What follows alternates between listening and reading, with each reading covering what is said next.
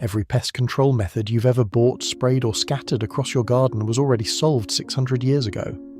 Medieval farmers had no hardware stores, no neem oil, no blue pellets, no synthetic sprays with names you can't pronounce, and yet their crops thrived, their seedlings survived, their harvests fed entire villages through brutal winters. But here's what nobody tells you.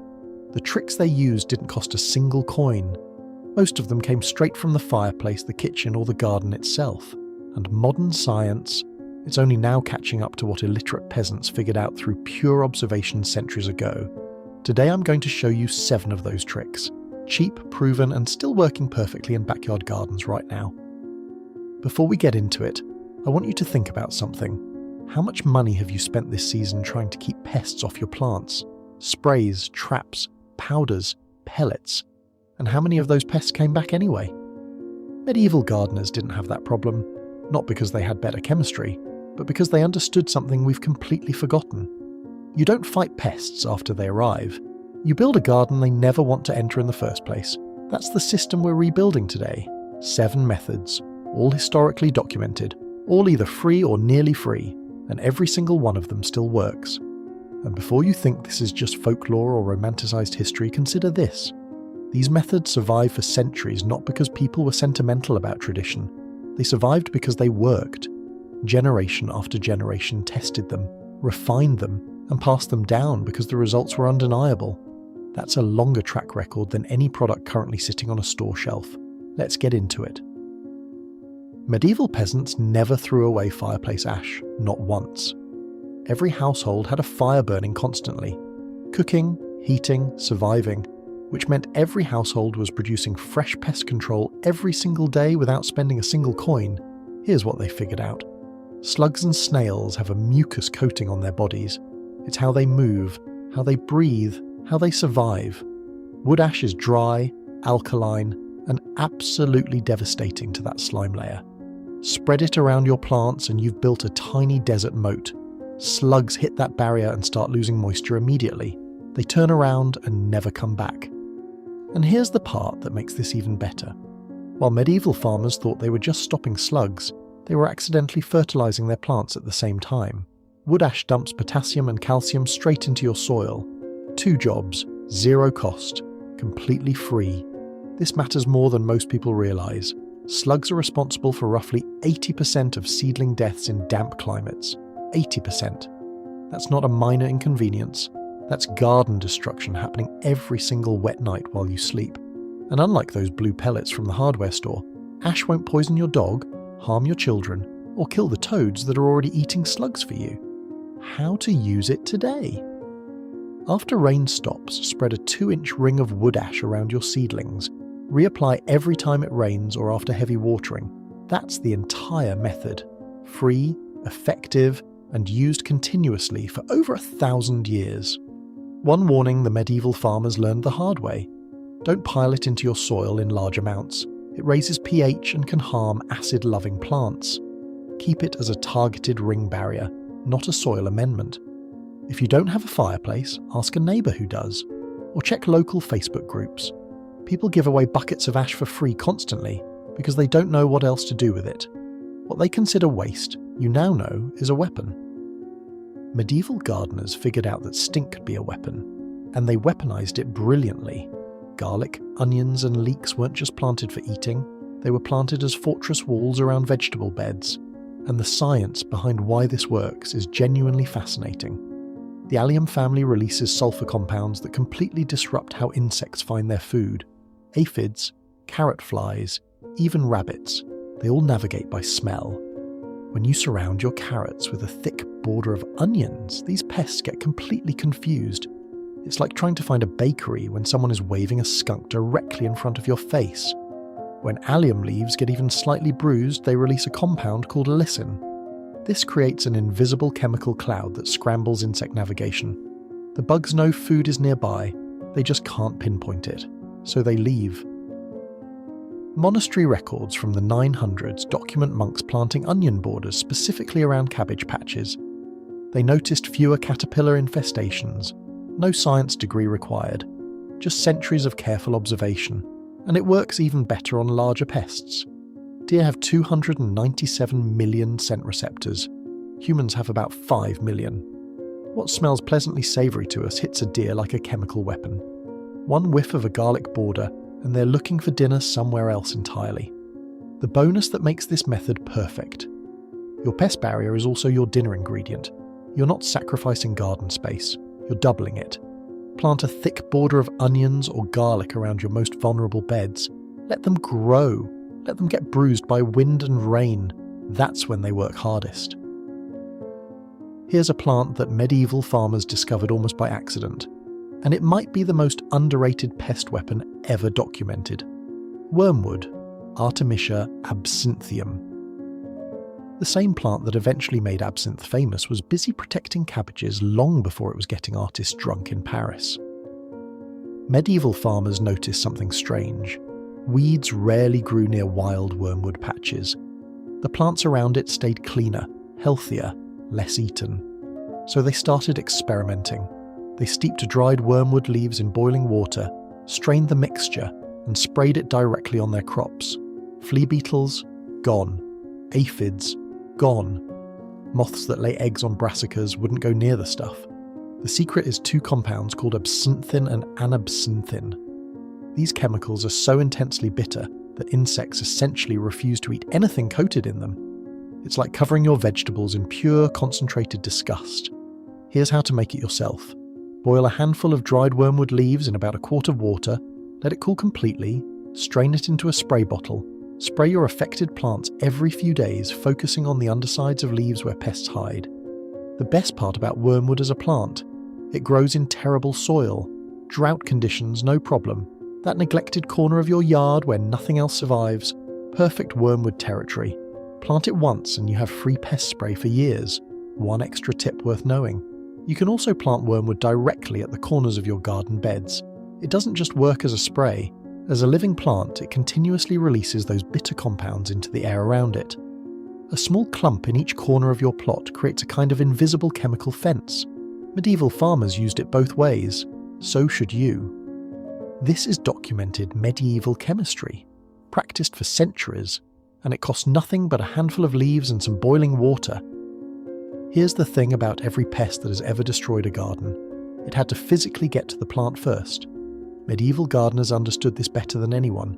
The Geoponica, a 10th century Byzantine agricultural text that compiled centuries of farming knowledge, opens its garden chapter with a single instruction.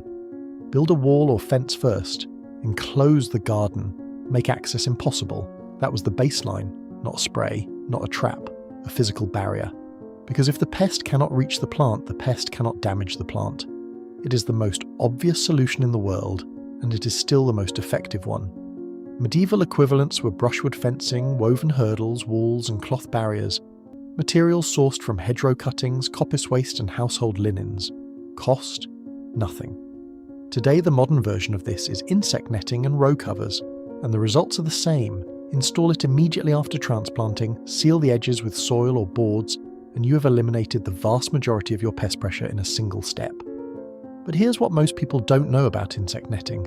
It does far more than just block insects. It dissipates wind so your plants grow instead of just surviving through spring storms. It deflects hail. It gives you a base to throw a row cover over during a late frost. In summer heat, add a 40% shade cloth on top and your plants are protected year-round. One critical rule, install it the moment you transplant, not a week later, not when you first see damage, the moment the plant goes in the ground. Because the cabbage white butterfly is already looking for somewhere to lay her eggs, and she is faster than you think. Remove the netting when cucumbers and squash begin to flower. Pollinators need access. But for brassicas, carrots, and leafy greens, it can stay on all season. This is the method that changes everything. Medieval farmers built walls. You have netting, same principle, same result. Medieval brewers always had spoiled batches lying around. Bad ale was practically worthless, until gardeners figured out it was the most effective slug trap ever invented. Here is the method. Bury a clay pot up to its rim in garden soil. Fill it with stale ale or fermented fruit mash. Wait until morning. Yeast produces a smell that slugs find absolutely irresistible. We're talking attraction from up to 20 feet away. These creatures will abandon your lettuce mid-bite and travel directly toward that fermenting smell. Then they fall in. The slick, wet sides of the pot mean there is no climbing back out. A single buried container can catch 50 or more slugs in one night during peak season. 50 slugs that will not be turning your seedlings into Swiss cheese by sunrise. Medieval brewers turned their waste into a weapon. Ruined ale that couldn't be sold was protecting cabbages instead. Waste not, want not. Today you use cheap grocery store beer. Same principle, same result. We have sent people to the moon, developed pesticides with names we cannot pronounce, and built technology that would look like pure magic to a medieval farmer. And a 600-year-old trick using bad booze still outperforms most of it. Set 3 to 5 traps per bed during wet season. Empty and refill every 2 days.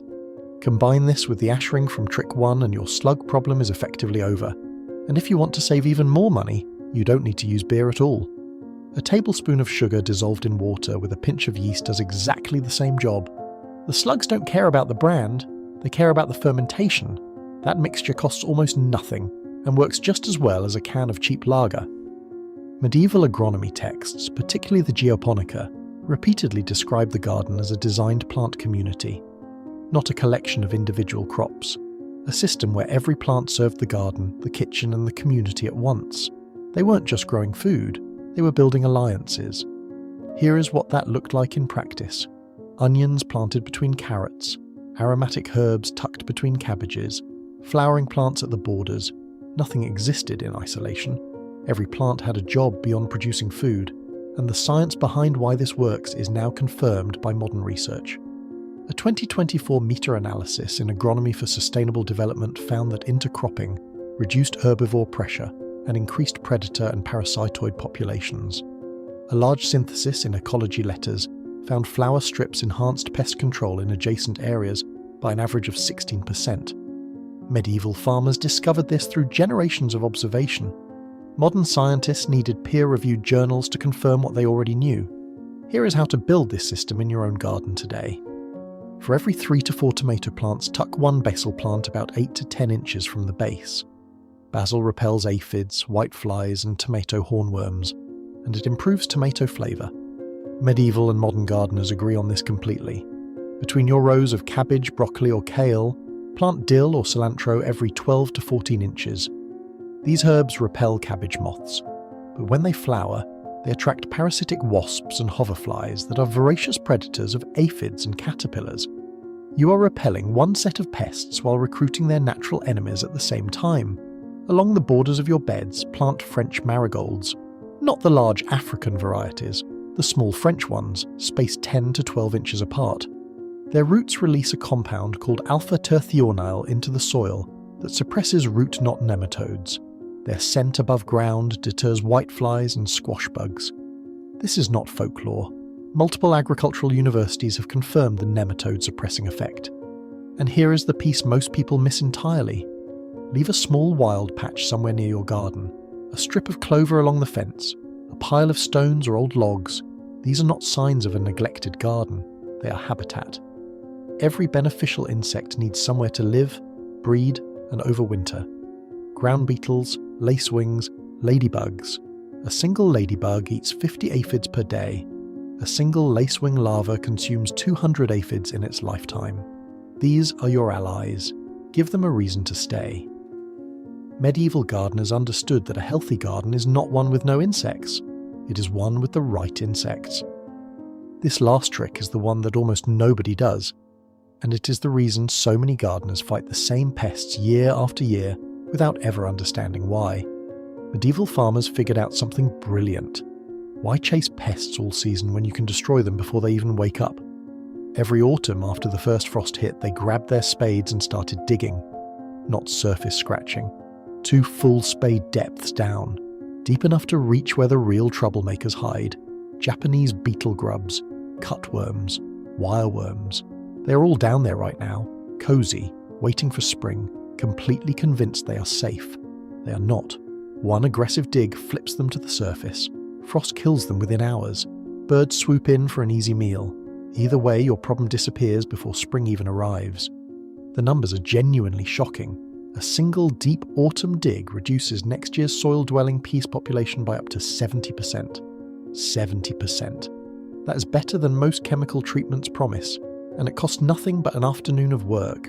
Timing is everything here. Medieval farmers waited until after the first frost but before the ground froze solid. Too early, and the pests simply rebury themselves. Too late, and you are fighting concrete with a shovel. The window is short.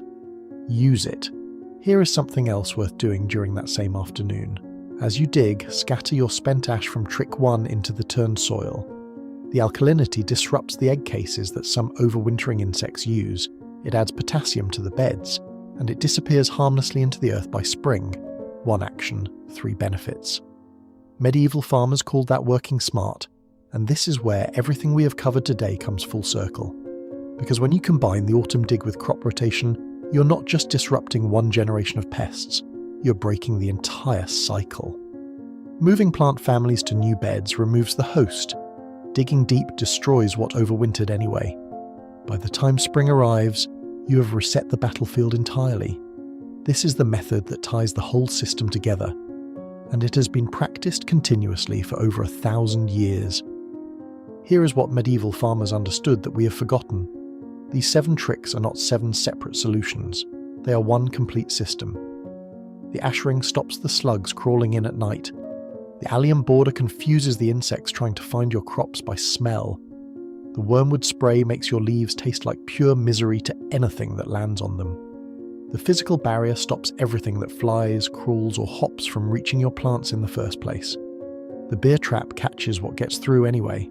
The companion system recruits an army of predators that work for free all season. And the autumn dig destroys next year's problem before it begins. Each method reinforces the others. Remove one and the system weakens.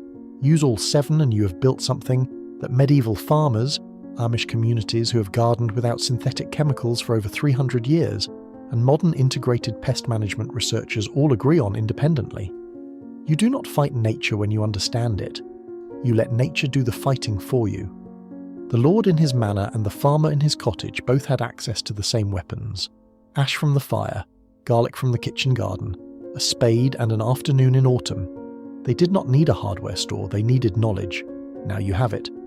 If you're going to try one of these methods this season, drop a comment below and tell me which one. I read every single one. And if you want more forgotten knowledge that actually works in a modern backyard, subscribe. We dig this stuff up every week.